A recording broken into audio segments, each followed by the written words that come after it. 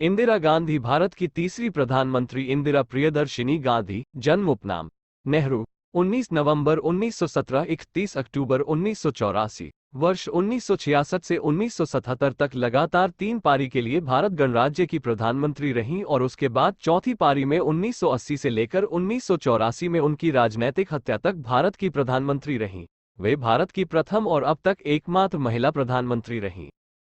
प्रारंभिक जीवन एवं करियर। नेहरू परिवार मोतीलाल नेहरू बीच में बैठे हैं और खड़े हैं, बाएं से दाएं जवाहरलाल नेहरू, विजया लक्ष्मी पंडित, कृष्णा हथी सिंह, इंदिरा और रंजित पंडित बैठे हैं। स्वरूप रानी, मोतीलाल नेहरू और कमला नेहरू, लगभग सन 1927। इंदिरा का जन्म 19 नवंबर 1917 को राजनीतिक रूप से प्रभावशाली नेहरू परिवार में हुआ था। इनके पिता जवाहरलाल नेहरू और इनकी माता कमला नेहरू थी। इंदिरा को उनका गांधी उपनाम फिरोज गांधी से विवाह के पश्चात मिला था। इनका मोहनदास करमचंद गांधी से न तो खून का और न ही शादी के द्वारा कोई रिश्ता था। इनके पितामह मोतीलाल नेहरू एक प्रमुख भारतीय राष्ट्रवादी नेता थे। इनके पिता जवाहरलाल नेहरू भारतीय स्वतंत्रता आंदोलन के एक प्रमुख व्यक्तित्व थे और आजाद भारत के प्रथम प्रधानमंत्री रहे। 1934-35 में अपनी स्कूली शिक्षा पूरी करने के पश्चात इंदिरा ने शांति निकेतन में रवींद्रनाथ टैगोर द्वारा निर्मित विश्व भारती विश्वविद्यालय में प्रवेश लिया। रवींद्रनाथ टैगोर ने ही इन्हें प्रियदर्शिनी नाम दिया था। इसके पश्चात यह इंग्लैंड चली गईं और ऑक्सफोर्ड विश्वविद्यालय की प्रवेश परीक्षा में बैठी, परंतु यह उसमें विफल रहीं और ब्रिस्टल के बैडमिंटन स्कूल में कुछ महीने बिताने के पश्चात 1937 में परीक्षा में सफल होने के बाद इन्होंने सोमरविल कॉलेज, ऑक्सफोर्ड में दाखिला लिया। इस समय के दौरान इनकी अक्सर फिरोज गांधी से मुलाकात होती थी, जिन्हें यह इलाहाबाद से जानती थी और जो लंदन स्कूल ऑफ इकोनॉमिक्स में अध्ययन कर रहे थे। अंततः 16 मार्च 1942 को आनंद भवन, इलाहाबाद में एक निजी आदि धर्म ब्रह्म वैदिक समारोह में इनका विवाह फिरोज से हुआ। ऑक्सफोर्ड से वर्ष 1941 में भारत वापस आने के बाद वे भारतीय स्वतंत्रता आंदोलन में शामिल हो गईं। 1950 के दशक में वे अपने पिता के भारत के प्रथम प्रधानमंत्री के रूप में कार्यकाल के दौरान गैरसरकारी तौर पर एक निजी सहायक के रूप में उनके सेवा में रहीं। अपने पिता की मृत्यु के बाद सन 1964 में उनकी नियुक्ति एक राज्यसभा सदस्य के रूप में हुई। इसके बाद वे लाल बहादुर शास्त्री के मंत्रिमंडल में सूचना और प्रसारण मंत्री बनी। लाल बहादुर शास्त्री के आकस्मिक निधन के बाद तत्कालीन कांग्रेस पार्टी अध्यक्ष के कामराज इंदिरा गांधी को प्रधानमंत्री बनाने में निर्णायक रहे। गांधी ने शीघ्र ही चुनाव जीतने के साथ साथ जनप्रियता के माध्यम से विरोधियों के ऊपर हावी होने की योग्यता दर्शाए। वो अधिक वामवर्गीय आर्थिक नीतियां लाई और कृषि उत्पादकता को बढ़ावा दिया। 1971 के भारत पाक युद्ध में एक निर्णायक जीत के बाद की अवधि में अस्थिरता की स्थिति में उन्होंने सन 1975 में आपातकाल लागू किया। उन्होंने एवं कांग्रेस पार्टी ने 1977 के आम चुनाव में पहली बार हार का सामना किया। सन 1980 में सत्ता में लौटने के बाद वो अधिकतर पंजाब के अलगाववादियों के साथ बढ़ते हुए द्वंद्व में उलझी रहीं, जिसमें आगे चलकर सन 1984 में अपने ही अंगरक्षकों द्वारा उनकी राजनैतिक हत्या हुई। प्रारंभिक जीवन। इंदिरा का जन्म 19 नवंबर सन 1917 में पंडित जवाहरलाल नेहरू और उनकी पत्नी कमला नेहरू के यहाँ हुआ। वे उनकी एकमात्र संतान थी। नेहरू परिवार अपने पुरखों का खोज जम्मू और कश्मीर तथा दिल्ली के ब्राह्मणों में कर सकते हैं। इंदिरा के पितामह मोतीलाल नेहरू उत्तर प्रदेश के इलाहाबाद से एक धनी बैरिस्टर थे। जवाहरलाल नेहरू पूर्व समय में भारतीय राष्ट्रीय कांग्रेस के बहुत प्रमुख सदस्यों में से थे। उनके पिता मोतीलाल नेहरू भारतीय स्वतंत्रता संग्राम के एक लोकप्रिय नेता रहे। इंदिरा के जन्म के समय महात्मा गांधी के नेतृत्व में जवाहरलाल नेहरू का प्रवेश स्वतंत्रता आंदोलन में हुआ। उनकी परवरिश अपनी मां की संपूर्ण देखरेख में, जो बीमार रहने के कारण नेहरू परिवार के गृह संबंधी कार्यों से अलग रही, होने से इंदिरा में मजबूत सुरक्षात्मक प्रवृत्तियों के साथ साथ एक निःसंग व्यक्तित्व विकसित हुआ। उनके पितामह और पिता का लगातार राष्ट्रीय राजनीति में उलझते जाने ने भी उनके लिए साथियों से मेलजोल मुश्किल कर दिया। उनकी अपनी बो पिता की बहनों के साथ, जिसमें विजयालक्ष्मी पंडित भी थी, मतविरोध रही और यह राजनैतिक दुनिया में भी चलती रही। इंदिरा ने युवा लड़के लड़कियों के लिए वानर सेना बनाए, जिसने विरोध प्रदर्शन और झंडा जुलूस के साथ साथ कांग्रेस के नेताओं की मदद में संवेदनशील प्रकाशनों तथा प्रतिबंधित सामग्रियों का परिसंचरण कर भारतीय स्वतंत्रता संग्राम में छोटी लेकिन उल्लेखनीय भूमिका निभाई थी। प्रायः दोहराए जाने वाली कहानी है कि उन्होंने पुलिस की नजरदारी में रहे अपने पिता के घर से बचाकर एक महत्वपूर्ण दस्तावेज, जिसमें 1930 दशक के शुरुआत की एक प्रमुख क्रांतिकारी पहल की योजना थी, को अपने स्कूल बैग के माध्यम से बाहर उड़ा लिया था। सन 1936 में उनकी मां कमला नेहरू तपेदिक से एक लंबे संघर्ष के बाद अंततः स्वर्गवासी हो गई। इंदिरा तब 18 वर्ष की थी और इस प्रकार अपने बचपन में उन्हें कभी भी एक स्थिर पारिवारिक जीवन का अनुभव नहीं मिल पाया था। उन्होंने प्रमुख भारतीय, यूरोपीय तथा ब्रिटिश स्कूलों में अध्ययन किया, जैसे शांतिनिकेतन, बैडमिंटन स्कूल और ऑक्सफोर्ड। 1930 दशक के अंतिम चरण में ऑक्सफोर्ड विश्वविद्यालय, इंग्लैंड के सोमरविल्ले कॉलेज में अपनी पढ़ाई के दौरान वे लंदन में आधारित स्वतंत्रता के प्रति कट्टर समर्थक भारतीय लीग की सदस्य बनी। महाद्वीप, यूरोप और ब्रिटेन में रहते समय उनकी मुलाकात एक पारसी कांग्रेस कार्यकर्ता फिरोज गांधी से हुई और अंततः 16 मार्च 1942 को आनंद भवन इलाहाबाद में एक निजी आदि धर्मम ब्रह्म वैदिक समारोह में उनसे विवाह किया, ठीक भारत छोड़ो आंदोलन की शुरुआत से पहले, जब महात्मा गांधी और कांग्रेस पार्टी द्वारा चरम एवं पुरजोर राष्ट्रीय विद्रोह शुरू की गई। सितंबर 1942 में वे ब्रिटिश अधिकारियों द्वारा गिरफ्तार की गई और बिना कोई आरोप के हिरासत में डाल दिए गए थे। अंततः 243 दिनों से अधिक जेल में बिताने के बाद उन्हें 13 मई 1943 को रिहा किया गया। 1944 में उन्होंने फिरोज गांधी के साथ राजीव गांधी और इसके 2 साल के बाद संजय गांधी को जन्म दिया।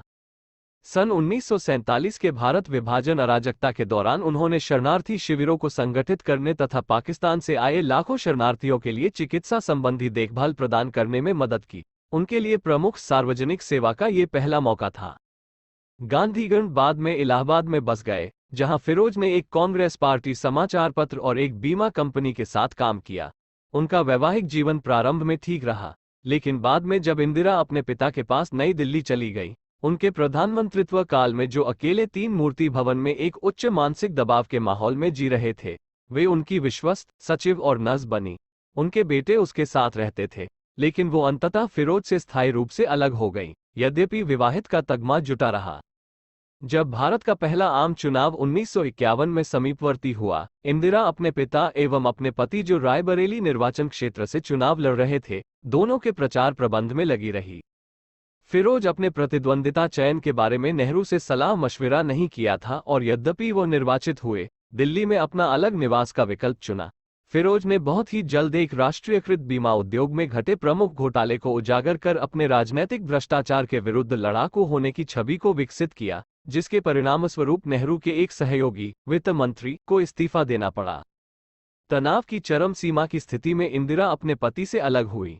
हालांकि सन 1958 में उपनिर्वाचन के थोड़े समय के बाद फिरोज को दिल का दौरा पड़ा, जो नाटकीय ढंग से उनके टूटे हुए वैवाहिक बंधन को चंगा किया। कश्मीर में उन्हें स्वास्थ्योद्धार में साथ देते हुए उनकी परिवार निकटवर्ती हुई। परंतु 8 सितंबर 1960 को जब इंदिरा अपने पिता के साथ एक विदेश दौरे पर गई थी, फिरोज की मृत्यु हुई। भारतीय राष्ट्रीय कांग्रेस अध्यक्ष 1959 और 1960 के दौरान इंदिरा चुनाव लड़ी और भारतीय राष्ट्रीय कांग्रेस की अध्यक्ष चुनी गई। उनका कार्यकाल घटनाविहीन था। वो अपने पिता के कर्मचारियों के प्रमुख की भूमिका निभा रही थी। नेहरू का देहांत 27 मई 1964 को हुआ और इंदिरा नए प्रधानमंत्री लाल बहादुर शास्त्री के प्रेरणा पर चुनाव लड़ी और तत्काल सूचना और प्रसारण मंत्री के लिए नियुक्त हो सरकार में शामिल हुई। हिंदी के राष्ट्रभाषा बनने के मुद्दे पर दक्षिण के गैर हिंदी भाषी राज्यों में दंगा छिड़ने पर वो चेन्नई गई। वहां उन्होंने सरकारी अधिकारियों के साथ विचार विमर्श किया, समुदाय के नेताओं के गुस्से को प्रशमित किया और प्रभावित क्षेत्रों के पुनर्निर्माण प्रयासों की देखरेख की। शास्त्री एवं वरिष्ठ मंत्रीगण उनके इस तरह के प्रयासों की कमी के लिए शर्मिंदा थे। मंत्री गांधी के पदक्षेप संभवतः सीधे शास्त्री के या अपने खुद के राजनीतिक ऊंचाई पाने के उद्देश्य से नहीं थे। कथित रूप से उनका मंत्रालय के दैनिक कामकाज में उत्साह का अभाव था, लेकिन वो संवाद माध्यमोन्मुख तथा राजनीति और छवि तैयार करने के कला में दक्ष थी। 1965 के बाद उत्तराधिकार के लिए श्रीमती गांधी और उनके प्रतिद्वंद्वियों, केंद्रीय कांग्रेस पार्टी नेतृत्व के बीच संघर्ष के दौरान बहुत से राज्य, प्रदेश कांग्रेस पार्टी संगठनों से उच्च जाति के नेताओं को पदच्युत कर पिछड़ी जाति के व्यक्तियों को प्रतिस्थापित करते हुए उन जातियों के वोट इकट्ठा करने में जुट गए ताकि राज्य कांग्रेस पार्टी में अपने विपक्ष तथा विरोधियों को मात दिया जा सके। इन हस्तक्षेपों के परिणामों, जिनमें से कुछ एक को उचित सामाजिक प्रगतिशील उपलब्धि माने जा सकते हैं, तथापि अक्सर अंतर जातीय क्षेत्रीय संघर्षों को तीव्रतर बनने के कारण बने। जब 1965 के भारत पाकिस्तान युद्ध चल रहा था, इंदिरा श्रीनगर सीमा क्षेत्र में उपस्थित थी। हालांकि सेना ने चेतावनी दी थी कि पाकिस्तानी अनुप्रवेशकारी शहर के बहुत ही करीब तीव्र गति से पहुंच चुके हैं। उन्होंने अपने को जम्मू या दिल्ली में पुनःस्थापन का प्रस्ताव नामंजूर कर दिया और उल्टे स्थानीय सरकार का चक्कर लगाती रहीं और संवाद माध्यमों के ध्यानाकर्षण को स्वागत किया। ताशकंद में सोवियत मध्यस्थता में पाकिस्तान के अयूब खान के साथ शांति समझौते पर हस्ताक्षर करने के कुछ घंटे बाद ही लाल बहादुर शास्त्री का निधन हो गया। तब कांग्रेस पार्टी के अध्यक्ष के कामराज ने शास्त्री के आकस्मिक निधन के बाद इंदिरा गांधी के प्रधानमंत्री बनाने में महत्वपूर्ण भूमिका निभाई थी। प्रधानमंत्री सन 1966 में जब श्रीमती गांधी प्रधानमंत्री बनी, कांग्रेस दो गुटों में विभाजित हो चुकी थी। श्रीमती गांधी के नेतृत्व में समाजवादी और मोरारजी देसाई के नेतृत्व में रूईवादी। मोरारजी देसाई उन्हें गूंगी गुड़िया कहा करते थे। 1967 के चुनाव में आंतरिक समस्याएं उभरी, जहां कांग्रेस लगभग 60 सीटें खोकर 545 सीटों वाली लोकसभा में 297 आसन प्राप्त किए।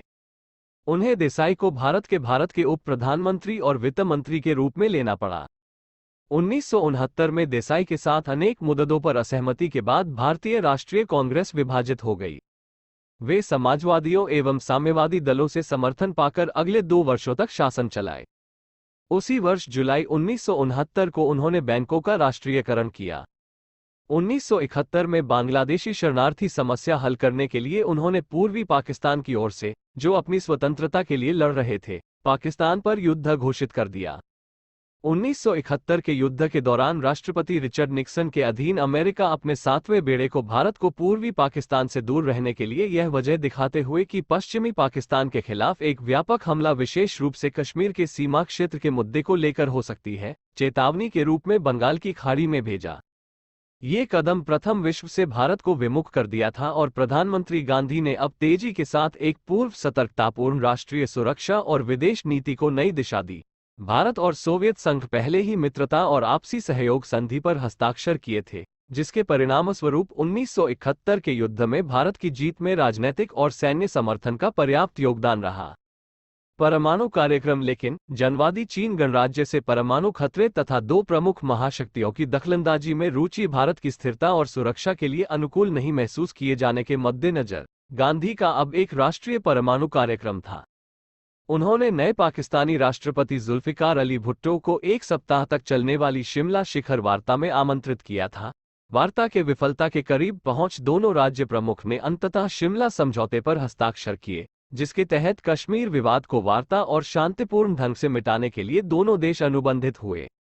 कुछ आलोचकों द्वारा नियंत्रण रेखा को एक स्थायी सीमा नहीं बनाने पर इंदिरा गांधी की आलोचना की गई, जबकि कुछ अन्य आलोचकों का विश्वास था कि पाकिस्तान के 93,000 युद्धबंदी भारत के कब्जे में होते हुए पाकिस्तान प्रशासित कश्मीर को पाकिस्तान के कब्जे से निकाल लेना चाहिए था।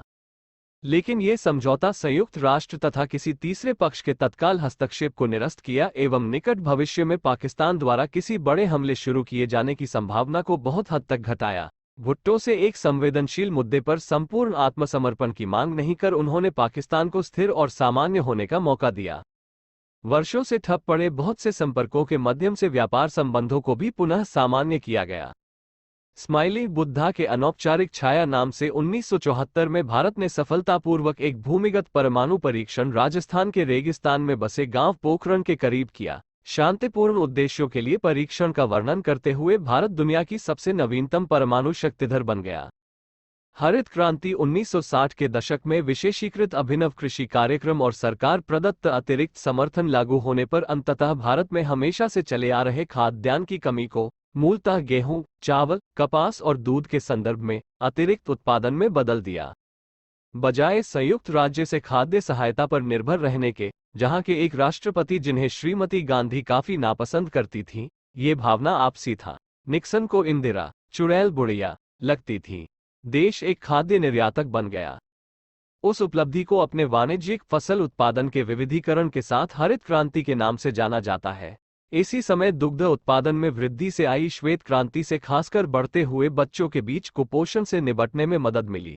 खाद्य सुरक्षा, जैसे कि यह कार्यक्रम जाना जाता है, 1975 के वर्षों तक श्रीमती गांधी के लिए समर्थन की एक और स्रोत रही। 1960 के प्रारंभिक काल में संगठित हरित क्रांति गहन कृषि जिला कार्यक्रम (IDP) का अनौपचारिक नाम था, जिसके तहत शहरों में रहने वाले लोगों के लिए, जिनके समर्थन पर गांधी, यूं की वास्तव में समस्त भारतीय राजनीतिक गहरे रूप से निर्भरशील रहे थे। प्रचुर मात्रा में सस्ते अनाज की निश्चितता मिली। ये कार्यक्रम 4 चरणों पर आधारित था। नई किस्मों के बीज स्वीकृत, भारतीय कृषि के रसायनीकरण की आवश्यकता को स्वीकृति, जैसे कि उर्वरकों, कीटनाशकों, घास फूस निवारकों इत्यादि। नई और बेहतर मौजूदा बीज किस्मों को विकसित करने के लिए राष्ट्रीय और अंतर्राष्ट्रीय सहकारी अनुसंधान की प्रतिबद्धता। भूमि अनुदान कॉलेजों के रूप में कृषि संस्थानों के विकास की वैज्ञानिक अवधारणा। 10 वर्षों तक चली यह कार्यक्रम गेहूं उत्पादन में अंततः 3 गुना वृद्धि तथा चावल में कम लेकिन आकर्षणीय वृद्धि लाए, जबकि वैसे अनाजों के क्षेत्र में जैसे बाजरा, चना एवं मोटे अनाज क्षेत्रों एवं जनसंख्या वृद्धि के लिए समायोजन पर ध्यान रखते हुए कम या कोई वृद्धि नहीं हुई। फिर भी इन क्षेत्रों में एक अपेक्षाकृत स्थिर उपज बरकरार रहे। 1971 के चुनाव में विजय और द्वितीय कार्यकाल 1971-1975 गांधी की सरकार को उनकी 1971 के जबरदस्त जनादेश के बाद प्रमुख कठिनाइयों का सामना करना पड़ा। कांग्रेस पार्टी की आंतरिक संरचना इसके असंख्य विभाजन के फलस्वरूप कमजोर पड़ने से चुनाव में भाग्य निर्धारण के लिए पूरी तरह से उनके नेतृत्व पर निर्भरशील हो गई थी। गांधी का सन 1971 की तैयारी में नारे का विषय था गरीबी हटाओ। यह नारा और प्रस्तावित गरीबी हटाओ कार्यक्रम का खाका जो इसके साथ आया, गांधी को ग्रामीण और शहरी गरीबों पर आधारित एक स्वतंत्र राष्ट्रीय समर्थन देने के लिए तैयार किए गए थे।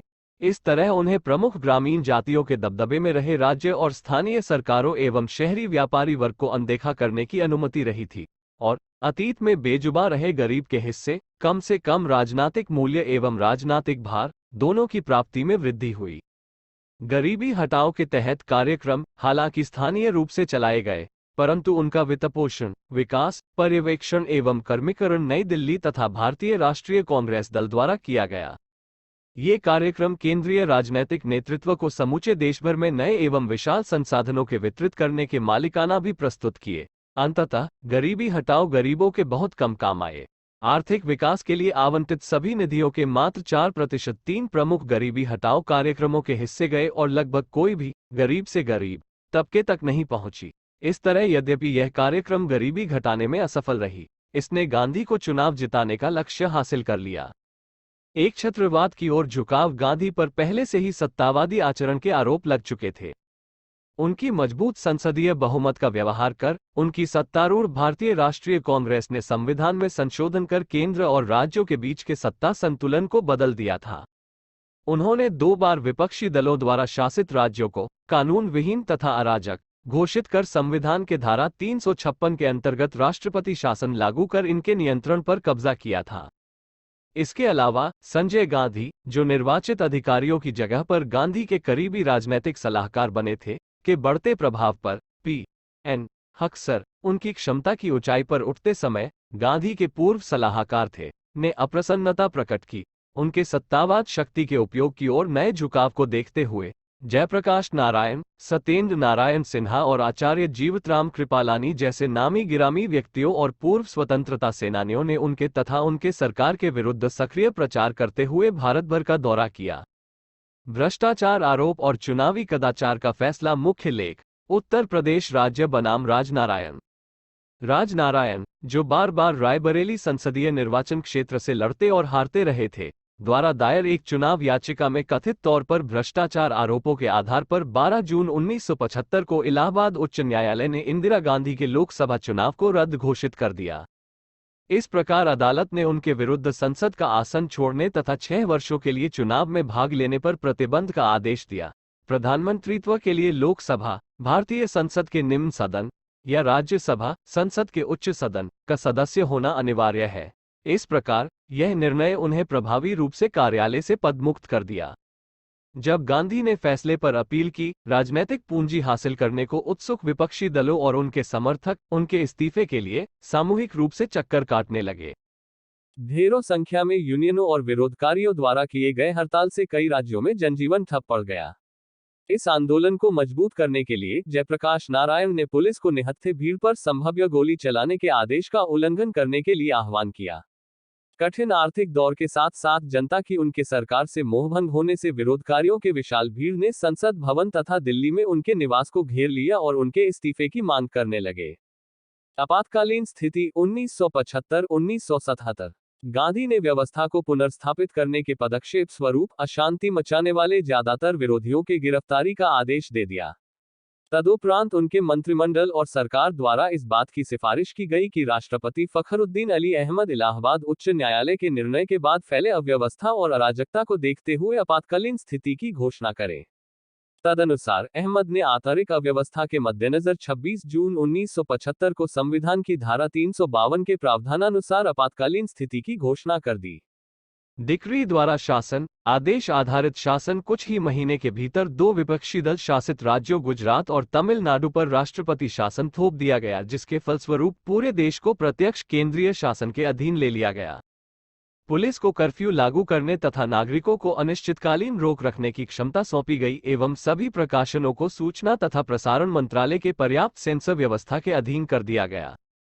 इंद्र कुमार गुजराल, एक भावी प्रधानमंत्री, ने खुद अपने काम में संजय गांधी की दखलंदाजी के विरोध में सूचना और प्रसारण मंत्री पद से इस्तीफा दे दिया। अंततः आसन विधानसभा चुनाव अनिश्चितकाल के लिए स्थगित कर दिए गए तथा संबंधित राज्य के राज्यपाल की सिफारिश पर राज्य सरकार की बर्खास्तगी के संवैधानिक प्रावधान के आलोक में सभी विपक्षी शासित राज्य सरकारों को हटा दिया गया। गांधी ने स्वयं के असाधारण अधिकार प्राप्ति हेतु आपातकालीन प्रावधानों का इस्तेमाल किया। उनके पिता नेहरू के विपरीत, जो अपने विधायी दलों और राज्य पार्टी संगठनों के नियंत्रण में मजबूत मुख्यमंत्रियों से निपटना पसंद करते थे, श्रीमती गांधी प्रत्येक कांग्रेसी मुख्यमंत्री को, जिनका एक स्वतंत्र आधार होता, हटाने तथा उन मंत्रियों को जो उनके प्रति व्यक्तिगत रूप से वफादार होते, उनके स्थालाभिषिक्त करने में लग गई। फिर भी राज्यों में स्थिरता नहीं रखी जा सकी। ये भी आरोपित होता है कि वह आगे राष्ट्रपति अहमद के समक्ष वैसे अध्यादेशों के जारी करने का प्रस्ताव पेश की जिसमें संसद में बहस होने की जरूरत न हो और उन्हें आदेश आधारित शासन की अनुमति रहे। साथ ही साथ गांधी की सरकार ने प्रतिवादियों को उखाड़ फेंकने तथा हजारों के तादाद में राजनीतिक कार्यकर्ताओं के गिरफ्तारी और अटक रखने का एक अभियान प्रारंभ किया। जगमोहन के पर्यवेक्षण में, जो कि बाद में दिल्ली के लेफ्टिनेंट गवर्नर रहे, जामा मस्जिद के आसपास बसे बस्तियों के हटाने में संजय का हाथ रहा, जिसमें कथित तौर पर हजारों लोग बेघर हुए और सैकड़ों मारे गए और इस तरह देश की राजधानी के उन भागों में सांप्रदायिक कटुता पैदा कर दी और हजारों पुरुषों पर बलपूर्वक नसबंदी का परिवार नियोजन कार्यक्रम चलाया गया, जो प्रायश बहुत निम्न स्तर से लागू किया गया था। चुनाव मतदाताओं को उस शासन को मंजूरी देने का एक और मौका देने के लिए गांधी ने 1977 में चुनाव बुलाए। भारी सेंसर लगी प्रेस उनके बारे में जो लिखती थी, शायद उससे गांधी अपनी लोकप्रियता का हिसाब निहायत गलत लगाई होंगी। वजह जो भी रही हो, वह जनता दल से बुरी तरह से हार गई। लंबे समय से उनके प्रतिद्वंद्वी रहे देसाई के नेतृत्व तथा जयप्रकाश नारायण के आध्यात्मिक मार्गदर्शन में जनता दल ने भारत के पास लोकतंत्र और तानाशाही के बीच चुनाव का आखिरी मौका दर्शाते हुए चुनाव जीत लिए। इंदिरा और संजय गांधी दोनों ने अपनी सीट खो दी और कांग्रेस घटकर 153 सीटों में सिमट गई, पिछली लोकसभा में 350 की तुलना में, जिसमें 92 दक्षिण से थी। हटाना, गिरफ्तारी और वापस लौटना। देसाई प्रधानमंत्री बने और 1969 के सरकारी पसंद नीलम संजीव रेड्डी गणतंत्र के राष्ट्रपति बनाए गए। गांधी को जब तक 1978 के उप चुनाव में जीत नहीं हासिल हुई, उन्होंने अपने आप को कर्महीन, आयहीन और गृहहीन पाया। 1977 के चुनाव अभियान में कांग्रेस पार्टी का विभाजन हो गया। जगजीवन राम जैसे समर्थकों ने उनका साथ छोड़ दिया। कांग्रेस गांधी दल अब संसद में आधिकारिक तौर पर विपक्ष होते हुए एक बहुत छोटा समूह रह गया था। गठबंधन के विभिन्न पक्षों में आपसी लड़ाई में लिप्तता के चलते शासन में असमर्थ जनता सरकार के गृह मंत्री चौधरी चरण सिंह कई आरोपों में इंदिरा गांधी और संजय गांधी को गिरफ्तार करने के आदेश दिए, जिनमें से कोई एक भी भारतीय अदालत में साबित करना आसान नहीं था। इस गिरफ्तारी का मतलब था इंदिरा स्वतः ही संसद से निष्कासित हो गई, परंतु ये रणनीति उल्टे अपदापूर्ण बन गई। उनकी गिरफ्तारी और लंबे समय तक चल रहे मुकदमे से उन्हें बहुत से वैसे लोगों से सहानुभूति मिली जो सिर्फ 2 वर्ष पहले उन्हें तानाशाह समझ डर गए थे। जनता गठबंधन सिर्फ श्रीमती गांधी या वो औरत, जैसा कि कुछ लोगों ने उन्हें कहा, कि नफरत से एकजुट हुआ था। छोटे छोटे साधारण मुद्दों पर आपसी कलहों में सरकार फंसकर रह गई थी और गांधी इस स्थिति का उपयोग अपने पक्ष में करने में सक्षम थी। उन्होंने फिर से आपातकाल के दौरान हुई गलतियों के लिए कौशलपूर्ण ढंग से क्षमा प्रार्थी होकर भाषण देना प्रारंभ कर दिया। जून 1979 में देसाई ने इस्तीफा दिया और श्रीमती गांधी द्वारा वादा किए जाने पर कि कांग्रेस बाहर से उनके सरकार का समर्थन करेगी, रेड्डी के द्वारा चरण सिंह प्रधानमंत्री नियुक्त किए गए। एक छोटे अंतराल के बाद उन्होंने अपना प्रारंभिक समर्थन वापस ले लिया और राष्ट्रपति रेड्डी ने 1979 की सर्दियों में संसद को भंग कर दिया। अगले जनवरी में आयोजित चुनावों में कांग्रेस पुनः सत्ता में वापस आ गया था, भूस्खलन होने जैसे बहुमत के साथ, महाभीषण बहुमत के साथ। इंदिरा गांधी को 1983-1984 लेनिन शांति पुरस्कार से पुरस्कृत किया गया था। ऑपरेशन ब्लू स्टार और हत्या। मुख्य लेख: ऑपरेशन ब्लू स्टार और इंदिरा गांधी की हत्या। गांधी के बाद के वर्ष पंजाब समस्याओं से जर्जर थे। सितंबर 1981 में जर्नैल सिंह भिंडरावाले का अलगाववादी सिख आतंकवादी समूह सिख धर्म के पवित्रतम तीर्थ हरिमंदिर साहिब परिसर के भीतर तैनात हो गया। स्वर्ण मंदिर परिसर में हजारों नागरिकों की उपस्थिति के बावजूद गांधी ने आतंकवादियों का सफाया करने के एक प्रयास में सेना को धर्मस्थल में प्रवेश करने का आदेश दिया। सैन्य और नागरिक हताहतों की संख्या के हिसाब में भिन्नता है। सरकारी अनुमान है 4 अधिकारियों सहित 79 सैनिक और 492 आतंकवादी। अन्य हिसाब के अनुसार संभवतः 500 या अधिक सैनिक एवं अनेक तीर्थयात्रियों सहित 3000 अन्य लोग गोलीबारी में फंसे। जबकि सटीक नागरिक हताहतों की संख्या से संबंधित आंकड़े विवादित रहे हैं। इस हमले के लिए समय एवं तरीके का निर्वाचन भी विवादास्पद है। इंदिरा गांधी के बहुसंख्यक अंगरक्षकों में से 2 थे सतवंत सिंह और बेअंत सिंह, दोनों सिख। 31 अक्टूबर 1984 को वे अपनी सेवा हथियारों के द्वारा एक सफदरजंग रोड, नई दिल्ली में स्थित प्रधानमंत्री निवास के बगीचे में इंदिरा गांधी की राजनैतिक हत्या की। वो ब्रिटिश अभिनेता पीटर उस्तिनोव को आयरिश टेलीविजन के लिए एक वृत्तचित्र फिल्माने के दौरान साक्षात्कार देने के लिए सतवंत और बेअंत द्वारा प्रेरित एक छोटा गेट पार करते हुए आगे बढ़ी थी। इस घटना के तत्काल बाद उपलब्ध सूचना के अनुसार बेअंत सिंह ने अपने बगल वाले शस्त्र का उपयोग कर उन पर 3 बार गोली चलाई और सतवंत सिंह एक स्टेन कार्बाइन का उपयोग कर उन पर 22 चक्कर गोली दागे। उनके अन्य अंगरक्षकों द्वारा बेअंत सिंह को गोली मार दी गई और सतवंत सिंह को गोली मारकर गिरफ्तार कर लिया गया। गांधी को उनके सरकारी कार में अस्पताल पहुंचाते पहुंचाते रास्ते में ही दम तोड़ दी थी, लेकिन घंटों तक उनकी मृत्यु घोषित नहीं की गई। उन्हें अखिल भारतीय आयुर्विज्ञान संस्थान में लाया गया, जहां डॉक्टरों ने उनका ऑपरेशन किया। उस वक्त के सरकारी हिसाब 29 प्रवेश और निकास घावों को दर्शाती है तथा कुछ बयानें 31 बुलेटों के उनके शरीर से निकाला जाना बताती है। उनका अंतिम संस्कार 3 नवंबर को राजघाट के समीप हुआ और यह जगह शक्ति स्थल के रूप में जानी गई। उनके मौत के बाद नई दिल्ली के साथ साथ भारत के अनेकों अन्य शहरों, जिनमें कानपुर, आसनसोल और इंदौर शामिल है, में सांप्रदायिक अशांति घिर गई और हजारों सिखों के मौत दर्ज किए गए। गांधी के मित्र और जीवनीकार Pupul Jayakar Operation Blue Star लागू करने से क्या घटित हो सकती है, इस सबद में इंदिरा के तनाव एवं पूर्व धारणा पर आगे प्रकाश डाली है। निजी जिंदगी। इंदिरा ने फिरोज गांधी से विवाह किया। शुरू में संजय उनका वारिस चुना गया था, लेकिन एक उड़ान दुर्घटना में उनकी मृत्यु के बाद उनकी मां ने अनिच्छुक राजीव गांधी को पायलट की नौकरी परित्याग कर फरवरी 1981 में राजनीति में प्रवेश के लिए प्रेरित किया। इंदिरा मृत्यु के बाद राजीव गांधी प्रधानमंत्री बने। मई 1991 में उनकी भी राजनैतिक हत्या, इस बार Liberation Tigers of Tamil Eelam के आतंकवादियों के हाथों हुई। राजीव की विधवा सोनिया गांधी ने संयुक्त प्रगतिशील गठबंधन को 2004 के लोकसभा निर्वाचन में एक आश्चर्य चुनावी जीत का नेतृत्व दिया। सोनिया गांधी ने प्रधानमंत्री कार्यालय अफसर को अस्वीकार कर दिया, लेकिन कांग्रेस की राजनैतिक उपकरणों पर उनका लगाम है। प्रधानमंत्री डॉक्टर मनमोहन सिंह, जो पूर्व में वित्त मंत्री रहे, अब राष्ट्र के नेतृत्व में हैं। राजीव के संतान राहुल गांधी और प्रियंका गांधी भी राजनीति में प्रवेश कर चुके हैं। संजय गांधी की विधवा मेनका गांधी, जिनका संजय की मौत के बाद प्रधानमंत्री के घर से बाहर निकाला जाना सर्वज्ञात है, और साथ ही संजय के पुत्र वरुण गांधी भी राजनीति में मुख्य विपक्षी भारतीय जनता पार्टी दल में सदस्य के रूप में सक्रिय है। इंदिरा गांधी लोकप्रिय संस्कृति में उनकी हत्या का जिक्र टॉम क्लिंसी द्वारा अपने उपन्यास एग्जीक्यूटिव ऑर्डर्स में किया गया है। यद्यपि कहीं भी नाम का उल्लेख नहीं मिलता है, रोहिंतो मिस्त्री के ए फाइन बैलेस में इंदिरा गांधी ही स्पष्ट रूप से प्रधानमंत्री है। सलमान रुश्दी के उपन्यास मिडनाइट्स चिल्ड्रन में इंदिरा, जिन्हें सारे उपन्यास में द विडो बुलाया जाता है, स्वयं जिम्मेदार है अपने अविस्मरणीय चरित्र के पतन के लिए।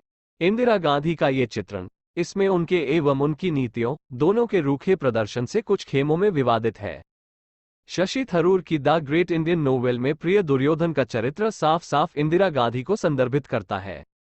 आंधी गुलजार द्वारा निर्देशित एक हिंदी चलचित्र फीचर फिल्म है जो आंशिक रूप से इंदिरा की जिंदगी के कुछ घटनाओं, विशेष रूप से उनकी सुचित्रा सेन द्वारा फिल्माया गया, उनके पति के साथ कठिन संबंध संजीव कुमार द्वारा फिल्माया गया, का काल्पनिक अनुकरण है। अनमाटल के लाइफ ऑफ पाई में 1970 के दशक के मध्य में भारत के राजनीतिक माहौल का जिक्र करते समय श्रीमती गांधी नाम से इंदिरा गांधी का कई बार उल्लेख किया गया है।